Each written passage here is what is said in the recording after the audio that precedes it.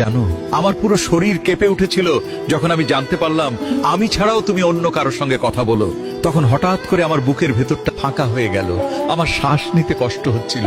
মনে হচ্ছিল যেন কেউ নিঃশব্দে আমার ভেতরের সব আশা ভেঙে চুরমার করে দিচ্ছিল। আমি তো তাকে বিশ্বাস করেছিলাম, মন থেকে নিঃস্বার্থভাবে তাকে ফিল করেছিলাম।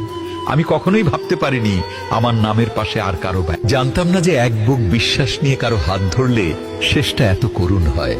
মানুষ বলে অতীত নাকি মানুষের পিছু ছাড়ে না।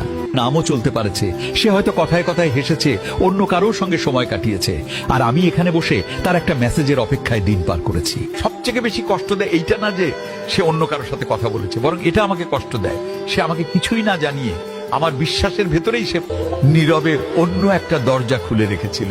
সেদিন বুঝতে পেরেছি কেউ পাশে থাকলেই সে আপন হয় না। কিছু মানুষ শুধু অভ্যাস হয়, ভালোবাসা নয়। এখনো মাঝে মাঝে আমার বুকটা ভারী হয়ে আসে, চোখ দুটো ভিজে যায় অকারণেই। তবু আমি চুপ করে থাকি, কারণ কিছু কষ্ট শব্দে বলার মতো শক্তি আর থাকে না। আমি তাকে শুধু আমি হারিয়ে গেছি। আমার নিজের একটা অংশ বিশ্বাস করতে ভালোবাসা মানে নিরাপদে থাকা। আরো বুঝেছি সব ভালোবাসা শেষ হয় ঝগড়া দিয়ে না, কিছু ভালোবাসা হারিয়ে যায়